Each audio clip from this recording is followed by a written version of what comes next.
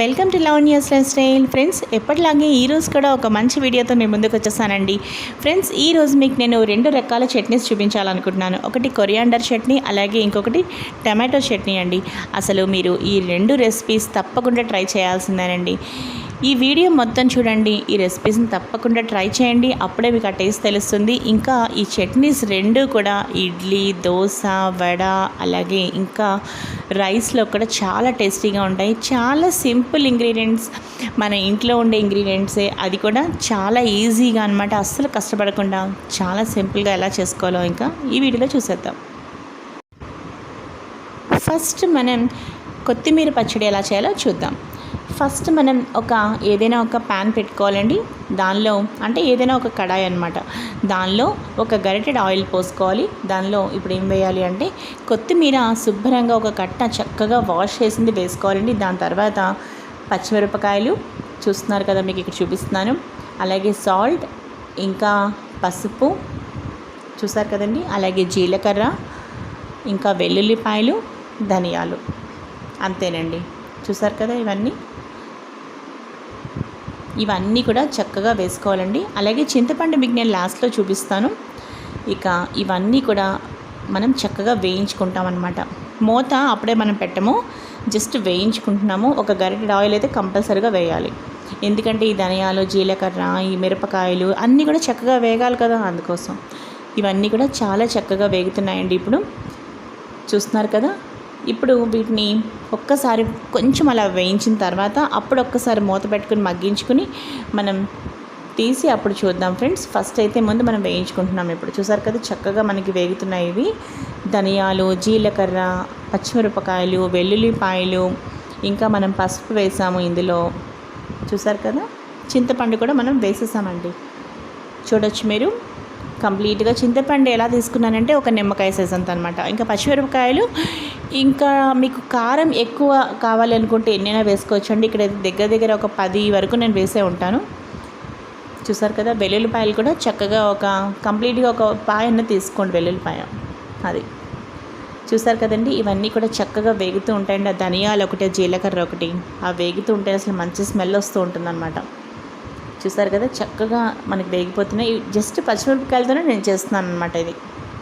చూసారు కదా, అంతేనండి. ఇవి చాలా చక్కగా వేగిపోయి ఫ్రై కూడా అయినట్టుగా మనకు తెలుస్తుంది. చూసారు కదా మీరు, ఇవి అంటే ఏదో నీళ్ళతో మగ్గినట్టు కాకుండా చక్కగా ఫ్రై అయిన టేస్ట్ అనమాట. అసలు అది బాగుంటుంది. చింతపండు కూడా ఎంత బాగా వేగిపోయిందో చూడండి, గమనించండి మీరే.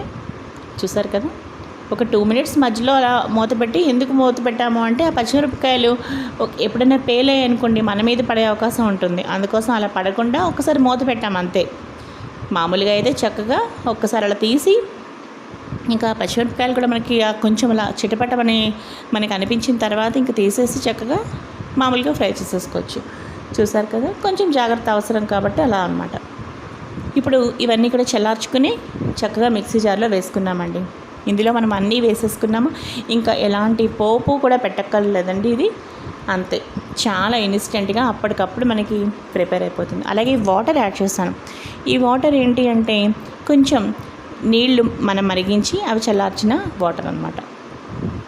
చూసారు కదా, ఇంకా మనకు మిక్సీ జార్ మనం ఇప్పుడు పెట్టుకున్నాం కదా, మిక్సీ చేసిన తర్వాత ఈ విధంగా చక్కగా మనకి కొరియాండర్ చట్నీ లేదా కొత్తిమీర పచ్చడి చాలా టేస్టీగా రెడీ అయిపోయిందండి. అసలు ఆ కలర్ కూడా చూడండి ఎంత న్యాచురల్గా, ఆ గ్రీన్ కలర్ అన్నది ఎంత బాగుందో. సో గ్రీన్ చట్నీ అని చెప్పచ్చు, ఎంత బాగుందో చూడండి. సో తప్పకుండా మీరు ఈ చట్నీ ప్రిపేర్ చేసుకోండి. ఇది ఇడ్లీ, దోశ, వడ, రైస్ ఇలా అన్నిట్లోకి చాలా అద్భుతంగా ఉంటుందన్నమాట. మరి నెక్స్ట్ రెసిపీ టమాటో చట్నీ, అది ఇప్పుడు మనం చూద్దాం. ఫ్రెండ్స్, ఇప్పుడు మనం టమాటో పచ్చడి ఎలా ప్రిపేర్ చేయాలో చూస్తున్నాం కదా.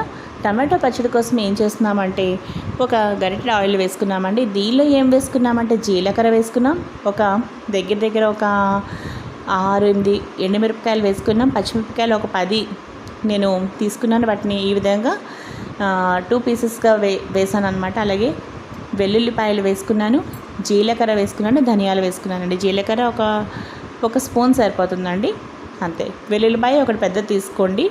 నేను చెప్పాను కదా, ఎండుమిరపకాయలు పచ్చిమిరపకాయలు అది మీకు కారం తగ్గట్టుగా అవి ఎక్కువ లేదంటే తక్కువ అన్నట్టుగా మీరు, లేదంటే ఎండుమిరపకాయలు పచ్చిమిరపకాయలు ఈక్వల్గా కూడా తీసుకోవచ్చు. అది మీ టేస్ట్ బట్టి ఇంట్రెస్ట్ బట్టి అది మీరు వేసుకోవచ్చు.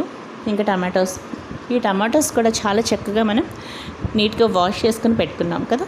ఇప్పుడు వీటిని మనం ఏం చేస్తామంటే, మనం ఫస్ట్ ఒక గరిటె ఆయిల్ వేసుకున్నాం కదండి, దానిలో ఎండుమిరపకాయలు, జీలకర్ర, ధనియాలు, తర్వాత పచ్చిమిరపకాయలు మొత్తం అవన్నీ కూడా చక్కగా ఫ్రై చేసేసామండి. వాటిని తీసి మనం మిక్సీ జార్లో పెట్టేసుకున్నాం. ఇప్పుడు అదే మూకుడులోనే టమాటోస్ని కట్ చేసుకుని వేసుకున్నామండి. ఇక్కడ దగ్గర ఒక 10 టమాటాలు వేసుకున్నాను, నేను కట్ చేసుకున్నాను. దానిలో ఏం వేసాను అంటే పసుపు వేసుకున్నాను, అలాగే సాల్ట్ వేసాను, చింతపండు వేసాను. చింతపండు కూడా ఒక పెద్ద 2 లెమన్ సైజ్ అంత చింతపండు తీసుకుంటే టేస్ట్గా ఉంటుంది. సో టేస్ట్గా ఉండేలాగా చింతపండు ఎక్కువగా పడితే బాగుంటుంది అన్నమాట. చూసారు కదా, అంటే టమాటో నుంచి వచ్చే పులుపు వేరు, చింతపండు నుంచి వచ్చే పులుపు వేరు కదా. సో అదనమాట. ఇంకా చాలా చక్కగా వీటిని మనం మగ్గించుకోవాలండి. మూత పెట్టి ఎలా మగ్గించాలంటే చాలా చక్కగా స్మాష్ అయిపోయేలాగా మగ్గించాలి. ఇక మనం రెడీ చేసుకున్న పోపునైతే ఫస్ట్, అంటే పోపు అంటే మనం వేసుకున్న జీలకర్ర, ధనియాలు, వెల్లుల్లిపాయలు, ఎండుమిరపకాయలు, పచ్చిమిరపకాయలు ఇవన్నీ ఉన్నాయి కదా, వీటిని చక్కగా ఈ విధంగా ఫ్రై చేసుకున్న వాటిని ఈ విధంగా మిక్సీ జార్ పట్టుకున్నామండి. చూసారు కదా, దీనిలో మనం సాల్ట్, పసుపు అవేం వేయలేదు. మనం టమాటోస్ వేసుకున్నాం కదా, టమాటోస్లో మనం వేసాం చింతపండు, పసుపు, అలాగే సాల్ట్ అనేది టమాటోలో వేసుకున్నాం కాబట్టి దీనిలో మనం వేయలేదు. సాల్ట్ అనేది మీరు కొంచెం అడ్జస్ట్ చేసుకోండి. చూసారు కదా, టమాటోస్ చాలా చక్కగా మగ్గిపోవాలండి, అప్పుడే మనకి టమాటా పచ్చడి చాలా టేస్ట్గా ఉంటుందన్నమాట. ఇప్పుడు దాన్ని మనం ఫైన్గా పౌడర్ చేసుకున్నాం కదా, దాని తర్వాత ఆ పౌడర్ చేసుకున్న తర్వాత అప్పుడు మనం ఈ మగ్గించిన టమాటోస్ని వేయాలి. లేదనుకోండి అవి నలగవు అనమాట. ధనియాలు, జీలకర్ర అలాగే ఉండిపోతాయి, అసలు పచ్చడికి అంత ఫ్లేవర్ అనేది పట్టదు.